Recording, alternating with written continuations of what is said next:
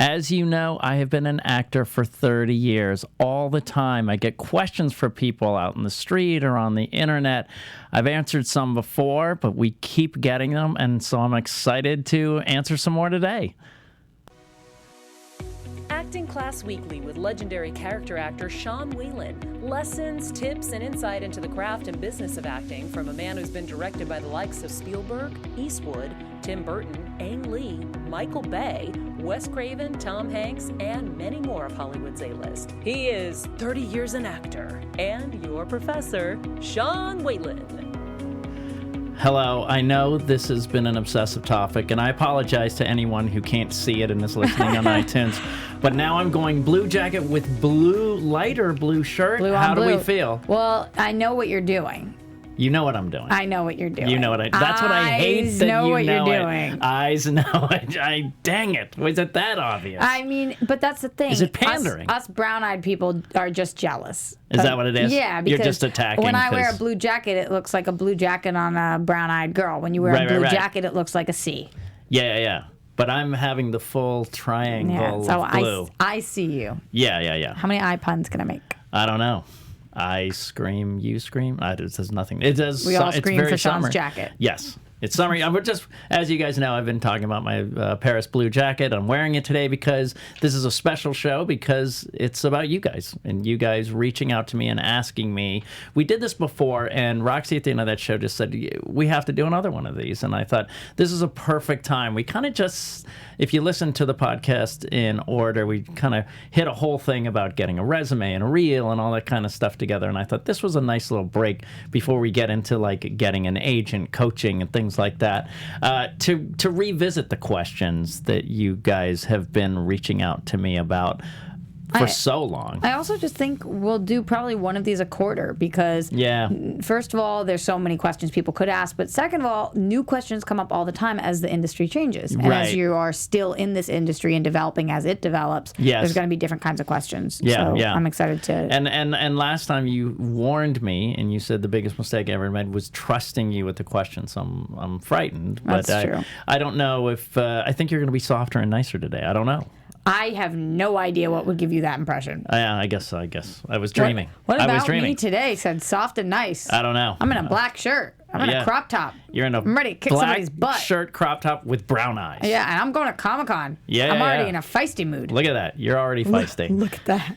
Look at that. Look at that. What are we looking at, Sean? I don't know. I don't know either. So, but before we get into all of that, let me introduce, of course, Miss Phenomenal Roxy Striar. Hello, hello. And in the booth, Mr. Funtabulous Jeff Graham. Excited for some Q&A, guys. And we always do my week, Sean's week.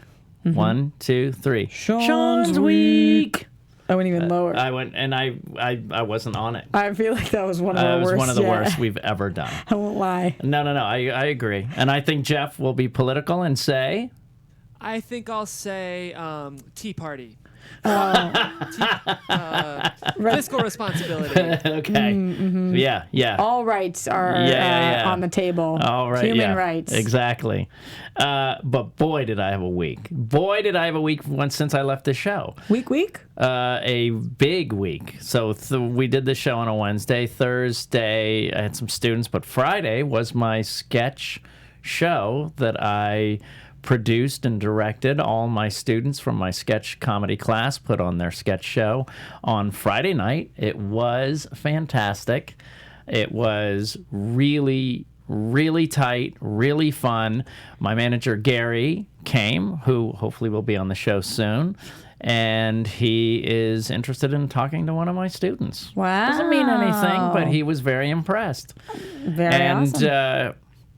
He had said, that Gary had spoken to him, and we went out afterwards, and I said, do me a favor, buy him a beer.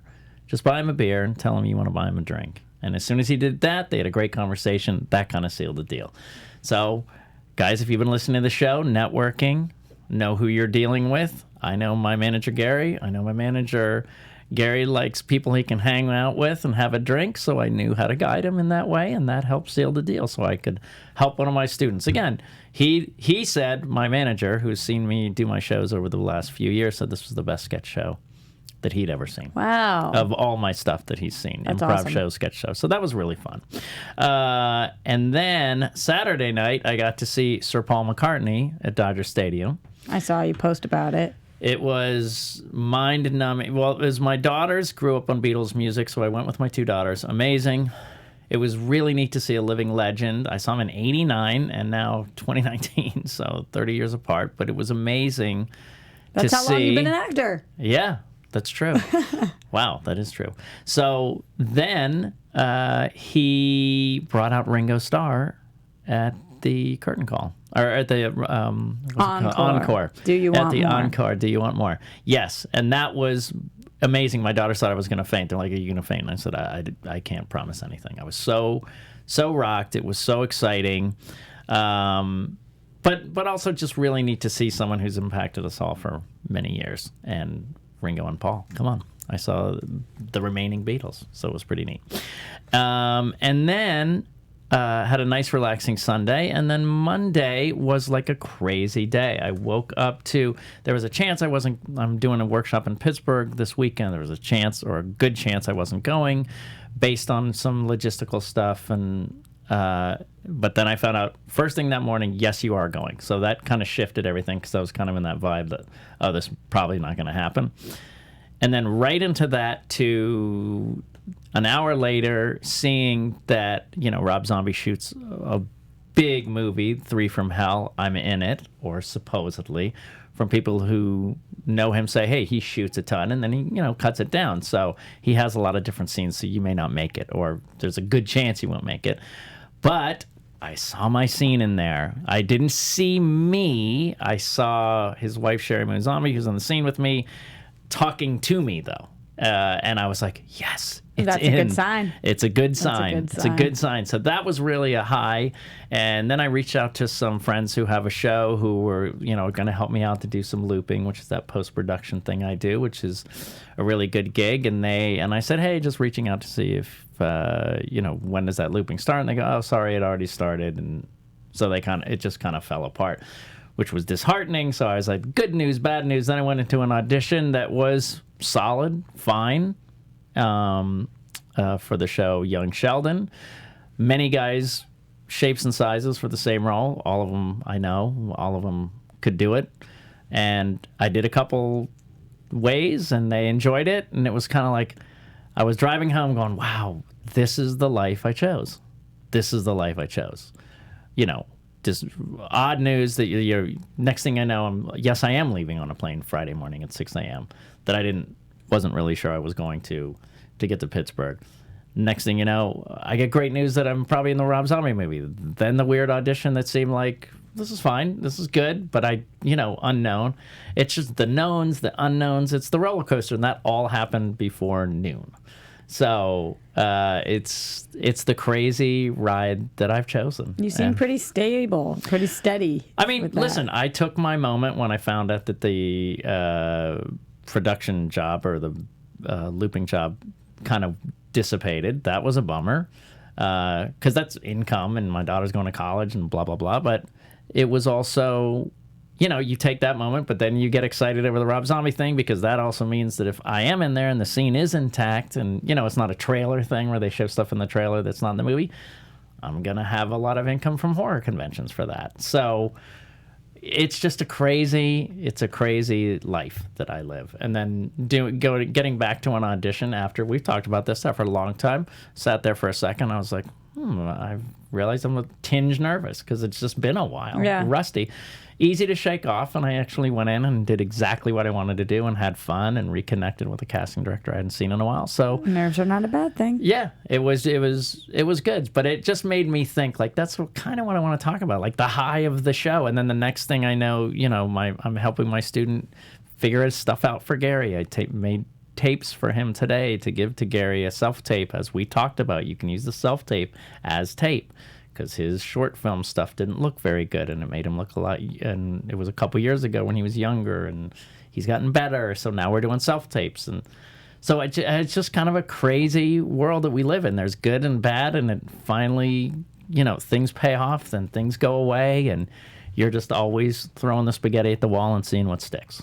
So well, that's my sticking lesson. to you right now. Well, a lot's sticking to me. I don't know if that's a good for thing. you, not to you. For me. Nothing. Hopefully things aren't sticking to you. It's a little hot out. Yeah, it is. I'm not gonna lie. And that blue blazer. And the blue blazer. I'm using the Yiddish word. I'm schwitzing. You're schwitzing. Schwitzing is the best word in the world for perspiring, sweating. It's just so It sounds like it. It sounds like sweat. It's amazing. Good point. So, but before we jump into our topic, and I'm going to start getting the questions here, Roxy would like to talk to us. Well, I actually want to use a question to pull us into this because Let's do it. Amberly Smith said, "What time is your podcast, Sean, and how do we listen or watch?" So that is a great question. What a great question. If you're already here listening to me talk about this, probably you found us on at least one platform, and by probably, I'll say definitely. Yes. Unless you've got that sixth sense and you're just psychic.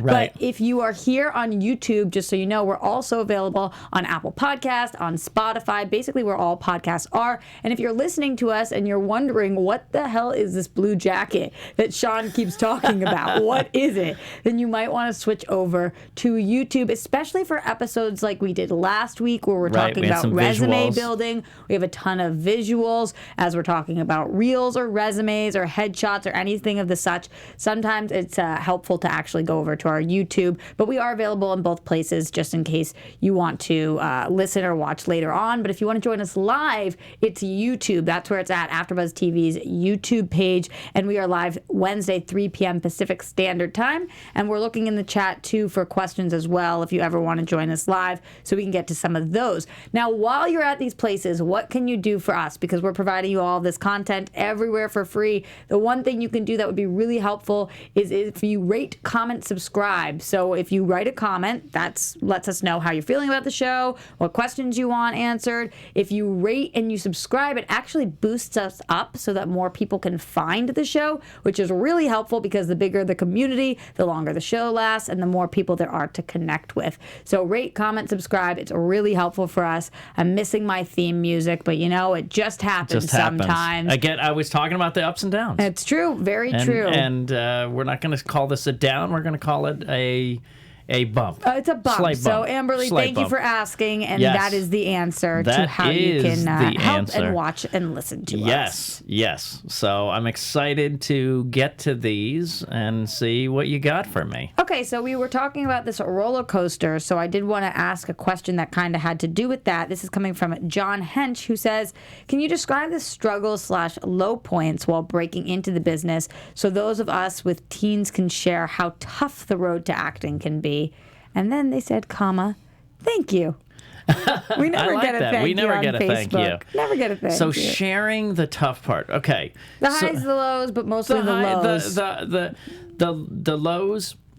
I don't want to push back or negate your question, but I was literally just talking to someone about this yesterday, that I think if you're going to do it, you kind of can't focus on the lows, the stats, the thing. But I think the heart of the question is, the sacrifice, maybe the preparation that you need, what you're willing to give up to do it. Because as you guys know, I advocate this thing called a 2-year plan, where you give it 100%. After 2 years, it's not a ton of time of your life. You can go back to it.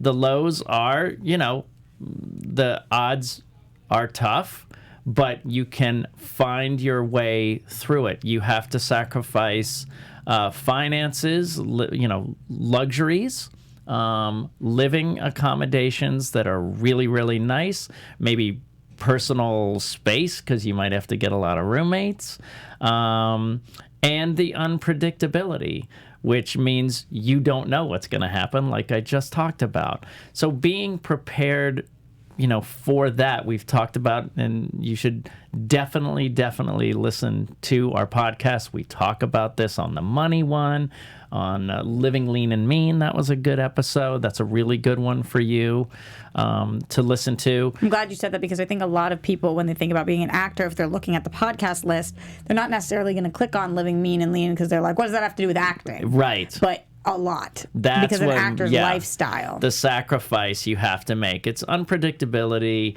and the fact that you have to live very, very lean and with very few amenities for a while you invest in your craft and your acting and your coaching and headshots and things like that.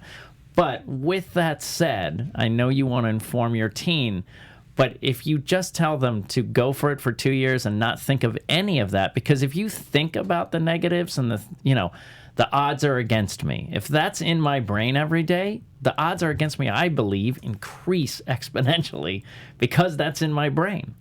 I think you got to attack it and say, listen, here's the downside. Go in there for a couple years, give it 100%, lean and mean, low, and see the risks, and then see where you are afterwards. But when you're in those 2 years, don't think about the negatives or the low points. Have you ever heard of focus equals feeling? Focus equals feeling. Yeah, so if that's what you're thinking of. Right. That's ultimately what ends up. Yeah, Oprah talks about that a lot. I think initially it was a Tony Robbins okay. thing. Yeah. But Keven Undergaro says it all the time. Right, but that's the truth. You don't, yes, you want to pass that along, but I would say, the reason I don't want you to focus on it, because I don't want you to be 80. I don't want you to look back and say, I never tried it. So if you, father, talking to your teenager, don't want to subscribe to 2 years, then do a 1 year plan. Do a 1 year plan then, and say it's going to be tough for 1 year, but let's see how it goes at the end of that year. Reassess, but don't emphasize the struggle, because then no one would take a risk, and we wouldn't have anybody if everyone was just kind of saying, oh, it's unlikely. We have a ton of questions, so we're going to jump all around the board. This is on a completely different side of things. But a valid question from Daniel Atkins, who says, what is a rough time estimate of shooting a scene? Long, small. Maybe, Sean, you can tell us about the quickest it's ever taken you, or the longest experience you've ever had. It depends on so many factors. I've done improvisational scenes. I did a movie, the FP2, and the FP with my friend Jason Trost, who they wanted me to come in and improvise, and they just kind of rolled the camera. I walked in there, I think literally I was shooting for 20 minutes tops. I'm going to talk about the soap opera today, where you don't have any time. You shoot stuff like at a crazy pace. They do one take.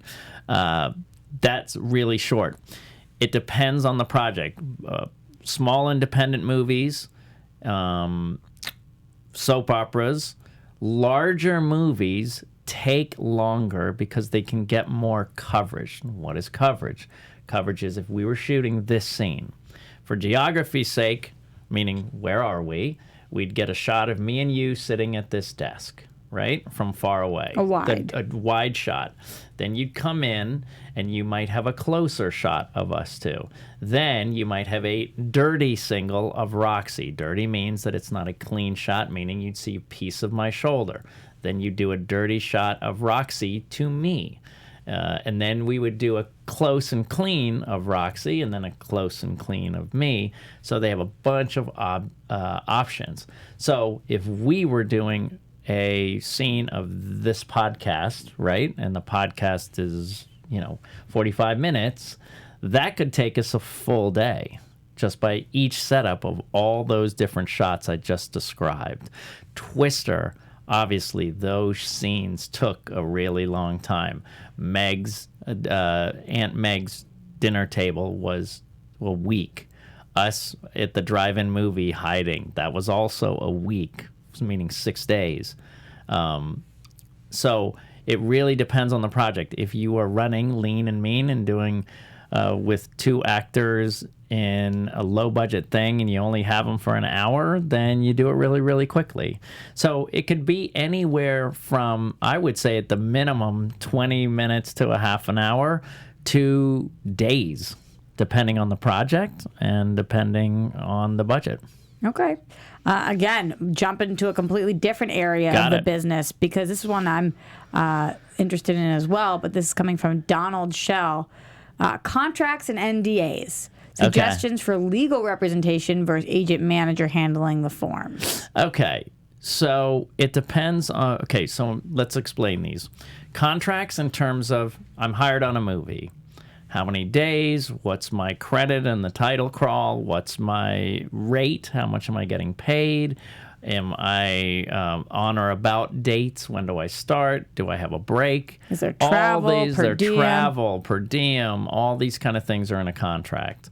NDAs are non-disclosure agreements, meaning that you cannot discuss the project at all. Meaning I've done several auditions that way, that we have to sign NDAs before we audition and get the material. A lot of them are high-profile things. There's a couple shows that I know are kind of secret surprises coming out in the fall that have sent me NDAs. So they can be handled by both. So I know Donald, he's serving overseas right now, and we're going to be starting lessons soon. And it really doesn't matter. A lawyer, you can actually draw up NDAs for yourself. So I have that movie Crust. I'm, been hustling for a couple years. And for anybody who doesn't know, that's a movie that I wrote and plan to star in and direct. And when I send that out, I just pulled up a normal NDA form from like LegalZoom or Google the template and did that. Doesn't need to be from a lawyer. You can do it yourself. Managers usually don't have the time to send on NDAs for everything unless they're going to be the manager of the actual project. Lawyers obviously have fees. So I would say you can do it yourself, but either one is fine. Either one is fine. I honestly believe the contracts should be done more by managers because they understand the business more, and then they could check with your entertainment lawyer. But entertainment lawyers are for kind of big deals. Okay. Bigger budgets, bigger projects, TV shows, bigger films. Managers can mostly handle all of that stuff. You should be able to handle your own NDAs. I would also say that if you do not have representation, you can hire a lawyer to look at something still. So if you need one thing looked at, you can get a lawyer to look at that one project. Right, and the best lawyers are the friends of the family. Right, Somebody knows somebody that will look over and give you a decent rate. So a couple questions. There are two questions from Stevie Ray that I think are both excellent, so I want to ask them both. The first one is, what acting schools of thought do you subscribe to, Sean? I was trained in comedy improv and we talked about the improv different styles, UCB, but I was trained at Groundlings, which is a little more character-based. So that's where I was trained in comedically. And I was trained in the Meisner technique. And I really, really like the essence of the Meisner technique. Now, my coach had studied Stella Adler, Uta Hagen, and a few other teachers in New York. So I have elements of that as well. But I really like the Meisner method because you take the focus off yourself. And I was kind of a self-centered, youngest of four kid. So it really helped me shift away from myself and get off of myself. And it also teaches you to use your imagination. And I love how much work you have to do on your imagination for Meisner because that's what scripts are. It's from someone's imagination. And if you can look at anything and believe the circumstance in your exercises for all your training, then you can do it so easily with a script. So that's my answer to that one. Their second question is, and I'm curious about this one, I don't know your answer. How long were you acting before you got what you consider your big break? Well, we talked about this when I did the first 30 Years an Actor show that, Roxy kind of called me out and said, well, you've really been acting since you were 5. Yeah. Kindergarten Circus, Strongman, a little callback. And I learned about your 5th grade play, all the things. 5th grade play with the girl I had a crush on, forcing her to be the lead because I thought I was supposed to be a pretty princess, and I thought she was the prettiest princess. And then, college, I did get a break in college doing a play with Daphne Zuniga and got a lot of attention, but I wasn't ready for it. It depends on what you call a break. My SAG card, I just started working.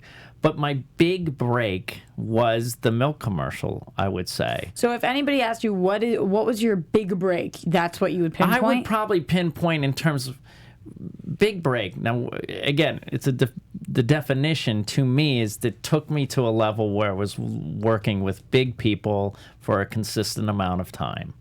Like I worked for 15 years with pretty big names for a while, consistently. And I would say, so that was 93. 93. That was the milk commercial, was in 1993. I started in winter of 87, officially kind of going for acting. So that's 6 years.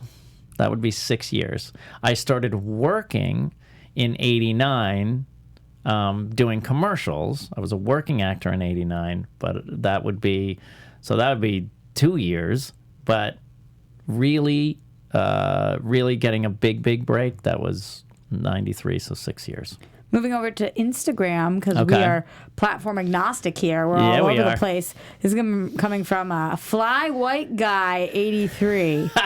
He says, "Hi, I'm Nick, and my question for you is, out of all your movies, is there anyone that you would love to do a prequel or sequel to? I always thought it would be cool to see how the parents of People Under the Stairs acquired all the children and how Roach was able to escape and live for so long in between the walls."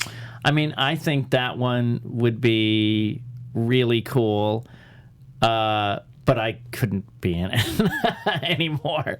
So I think that would be a really cool one to see, a prequel or a sequel to. I think that's an interesting thing, but there's like a time window on those kind of things. I always thought a cool prequel to Twister, of how we all got together as a team, would be really cool. Obviously, that's kind of past my prime too. But I really think that, like, I would say Twister for sure would be the one that I would love to see, how the team got together, how we all got together, how we all became storm chasers.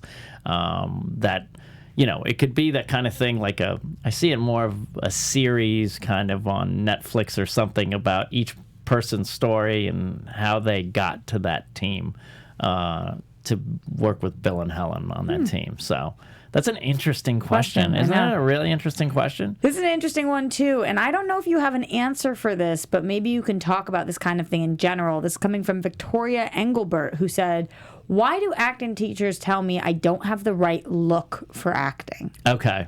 So I actually had seen this one today, and I thought, well, what does that mean? You were hoping that Roxy wouldn't ask you it, but she did. No, not at all. Not at all. I actually clicked on it, and I thought, okay, so I don't know. I'd love to see where she's from, but I would say, first of all, where your teachers are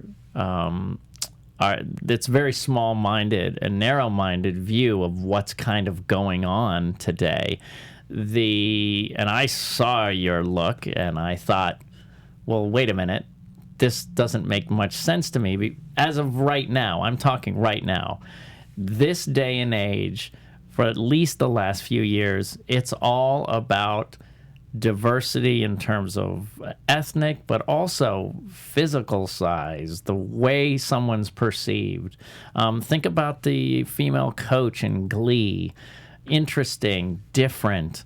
Everybody wants interesting looks. So I don't know why your teachers would say that.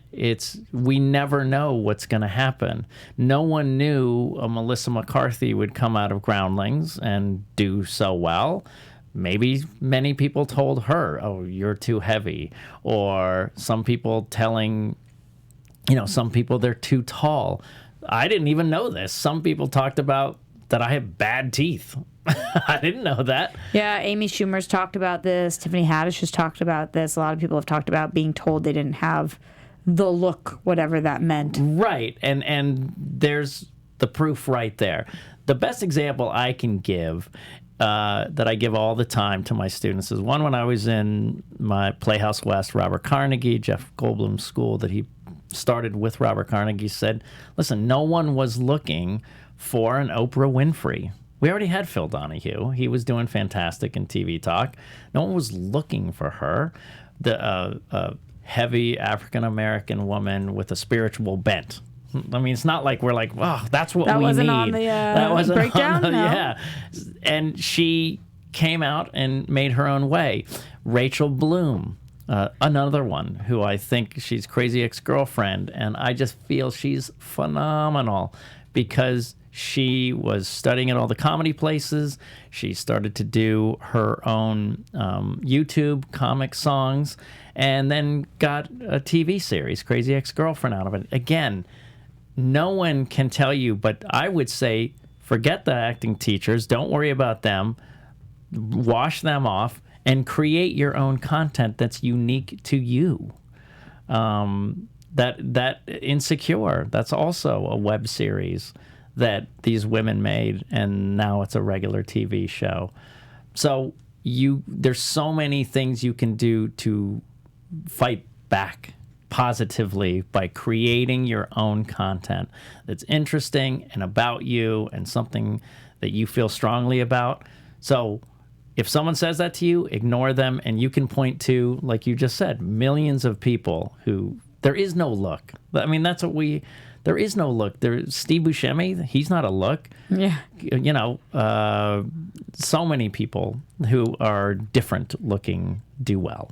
We have a live audience right now, as you know, on YouTube, and we have some questions in there for you. This one's coming from Mark Walden, who wants to know, what is the most fun role that you have ever had, Sean? Ooh, there's so many that were so fun. But not the best, the most fun. The best one. It wasn't best, fun. Okay. Most fun role. The funnest time I mean, seriously, I've had so much fun on so many roles, but I would say the most fun, as you guys know, I like comedy, is the comedy, and I've mentioned it before on the show, Never Been Kissed, because they gave me one line and let me create the character. Drew supported me 100%, and the part got bigger and bigger and bigger based on my comedic efforts and them appreciating them. So I'm getting, appreciated the whole time. And then, of course, you think, just like anything, you shoot a lot and you get cut. I may not have made the cutting room, but I would say 95% of what I did ended up in that movie. And it was a blast because I just kept coming up and writing new stuff. I'm still friends with Sandy Isaac, a producer who we have lunch every 6 months. He was one of the co-writers and producers of Never Been Kissed, and it was just so much fun to have that much creative input and have it be appreciated. And listen, when the camera says, cut, and the crew is howling laughing, that's my favorite thing in the world. Several more from the live chat, Sean. Got to get to these. Get him. Speaking of fun, Garth McMurray says, do you think you'll ever be cast as an action movie leading star? I'd love to see that, perhaps in a buddy cop movie. I would love that too, and I'm just watching, and I highly recommend this, actors or anyone who wants to get in the business. Tom Hanks did a series on CNN about the decades, 2000s, 90s, 2000 teens or whatever. And they covered a lot of things, politics, culture, and then they did television. We kept on thinking, why isn't he doing movies of all these decades? Well, he came out, same guys are doing a series called The Movies, and they're doing it per decade. They started with the 90s, now they're 80s, then they did 90s, now they're doing 2000s. Highly, highly recommend that. And the question was, I've already spun out of control. Oh, action star. Yeah. Right. So they were talking about Bruce Willis in, what's the Christmas one? Die Hard. Die Hard, yeah. And how he was What's the Christmas one? He's a I have to interrupt and just say that's my favorite way I've ever heard Die Hard described. Because the debate has been if it's a Christmas movie or not, so you just solved it because I knew what it was when you said it. Can I tell you that when I ask people's favorite Christmas movie every year, then Die Hard. That's Die Hard is on a lot of those lists. Amazing. But they were saying he's a quirky comedy guy in a rom-com spy show, or police show. And they put him in this, and he kind of found his own way. I think I would love to be that kind of guy. I mean, the Eddie Murphy part in 48 Hours, or, the comedic bent. I think that, it's kind of funny because I keep talking about how the only thing I haven't done is a Western. Oh, but then you figured out you had. Yeah. Well, no, but I mean, I haven't done a buddy cop movie, but I have done an action movie because of Twister, obviously. So that's an action movie, but I would love to. Sean, we have a ton more and we don't have much time, so we got to get through some of these. You're brutal. New on Tulip, have you ever been in any scenes that disturbed you? Disturbed me. Yes, I think, yes. When I was in a movie called Laid to Rest, my mother had just passed away, and the bad guy was trying to terrorize me, so he got her body in the back of a hearse, took it out of the coffin, and I'm looking over there, and he stabs her in the back, which I don't know, and then just raises her up out of the coffin, and I'm horrified and disgusted. And the dummy of my dead mother was it was very disturbing. Yeah, it was pretty disturbing. And also I had a very disturbing death in there where they blew up my head with the tire pressure thing, and that was quite uncomfortable at 3 a.m. for an hour and a half I had to stay locked because they were doing digital stuff, and that hurt my neck, and that was disturbing too. I'm curious about this. It was the second part of Neon's question, and which character of yours is most like you in real life? Ooh, that's a tricky one. That is really tough. What character? Because I'm always playing really goofy characters. I would like to say Roach because he was fun and helpful and energetic and had a youthful quality to him, but was also strong and looking out for others. Now, that's really painting myself as a really great guy, which hopefully people think that I am that guy. Mm-hmm. But in terms of that, I mean, like I said, I play so many goofy, idiotic guys, and you could say, yes, I'm more like the comic characters. But I would say either Roach in terms of highbrow, but probably Twister in the other way, because I was a regular guy. I was a regular guy that wanted to do well and had fun with his friends. And so I would say, flattering myself, Roach, normal, Twister. I'm going to ask one more. I think that's all we have time for, because I also want to I forgot to give reviews from iTunes. I want to make sure that I shout those out also. Do that for sure. But the last question here from I Am Rachie, thank you, on Instagram, says, if you could choose any TV show, past or present, to star in, what would it be, and what character would you be? Ooh, I would have loved to have been on Seinfeld. Oh, well, I talked about I was very close to getting a part on The Office. Right. So maybe Rainn Wilson. Yeah, I think Seinfeld I always wanted to be on. I was very sad I wasn't able to be on that. But I would say currently, yeah, The Office. I wish I could have been on The Office as Rainn Wilson's part. I was in the circle of the people that were ending up in that, and I would have loved to play on The Office. Okay. There you go. A couple of comments from our iTunes ratings and reviews. By the way, we do a couple of shout-outs every single week, so if you give us 5 stars and you write something, we will read it on the show. Yes. Just to let you know, Sean. Somebody says, awesome podcast. I love, this is from Red Berry Blue. Ooh, you got your music. I love the fundamentals of acting episode. This podcast gets me through my day, and I learned so much. Thank you. Ooh. Pretty good one. 5 stars. Nice. Another 5-star one from Gold Mine of Information. Oh, no, from Emily Malden, who says, Gold Mine of Information. I didn't know how much I needed acting class weekly with Sean Whalen. As someone just getting into acting, this podcast is insanely helpful. Sean provides great insight on the industry and wonderful tips on how to improve yourself, not only as an actor, but also as a human being. From this podcast, I'm learning that it is imperative to be kind to yourself and know yourself well in order to be successful. Wow. I'm going back to Roach. I am that selfless. That is you. See. I can't wait till you hear the 2 that I'm going to do next week. All right. I'm excited to hear those. And then we've got a couple minutes left. And Roxy, you asked for it last week. I've been watching us through because I have to know this. You have to know. Bold and beautiful. Do you know how big of a soap opera fan I was growing up? So yeah. I was a soap girl. That's why this is crazy to me. So Bold and Beautiful, I had gone and read for this casting director before. And they had... I think this, if I'm not mistaken, yeah, I read for this part. What year are we talking? Okay, this would be, my daughter was very tiny. That was Amy. Amy's 15. She was probably 2, so 13 years ago. Wow, okay. And I went in to read for this, and they had an idea of another guy, but the lead actress, her name is Ashley. Oh my gosh, Tisdale. No, Ashley. She was on Bold and Beautiful, but she loved my work and kind of fought for me to get back in there. And it was her that really helped me seal the deal. We'll get her name for you, but she became a friend. I'm just horrible at names, people. Possibly Ashley Jones? Ashley Jones. Yep. Yes. So, very pretty blonde hair. Yes. Correct. Yes. Very pretty blonde hair, but that's a long list in the world of soaps. But I'm assuming this is her. Yes. But Bold and Beautiful in that time frame. So she fought for me to be on the show. Yeah, that's her.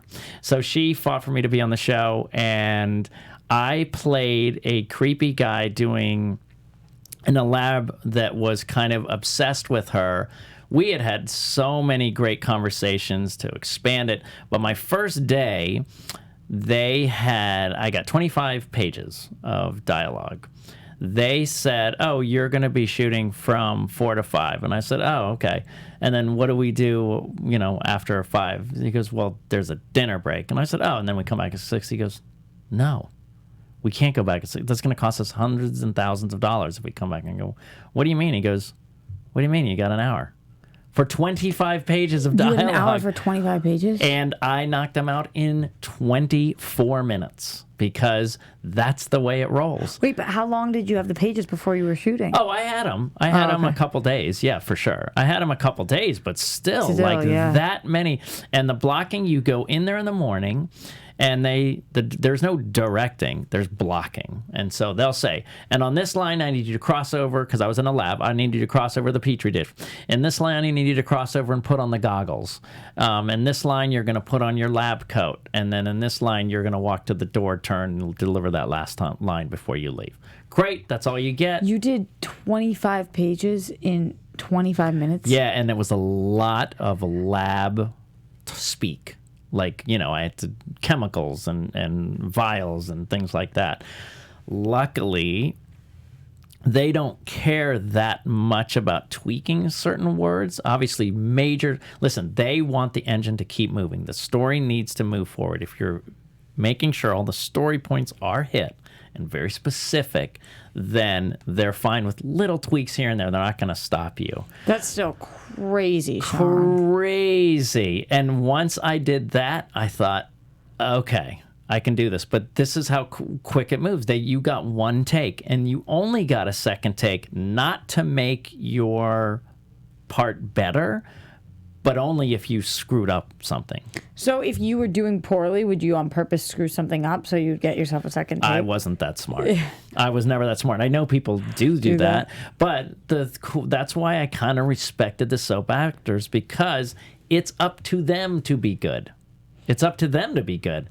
They don't have to be. They can, do. But if they really want to put a lot of meat on there, then they have to do the work, because no one's going to tell them to do it. This is making us get a ton more questions, so we're going to have to do another one of these episodes. We're going to have to do another one of these, guys. I'm so excited. I love your questions. I think they're very interesting. Thank you.